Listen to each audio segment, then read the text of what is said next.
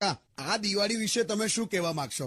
એટલે તમારી વખતે તો જુદી હશે ને દિવાળી? જુદી એટલે હવે શું કહું, બધું એનું એ જ છે.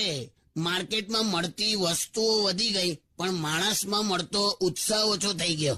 વે કાકા, આવું ના બોલો યાર. આવું ઉત્સાહ પતી જાય તો માણસ પતી જાય. ના, પણ એટલે હું પણ એવું માનું છું કે સમય સાથે સાથે બદલાવવું જોઈએ આપણે.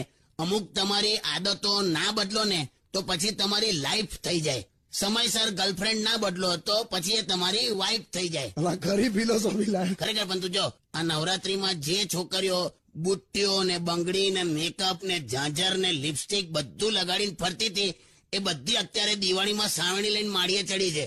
ટણી રાખવાની જ નહીં. હા, હેલો ફ્રેન્ડ્સ, તો તમને મારા લોંગ વિડીયોઝ, રીલ્સ અને પોસ્ટ કેવા લાગે છે? પ્લીઝ, અમારી બહુ મહેનત લાગે છે લોંગ વિડીયો બનાવવાની, એડિટિંગ કરવાનું બહુ જ મહેનત. અને હું પોતે જ છું, માટે જાતે જ કરું છું એડિટિંગ ને બધું એ.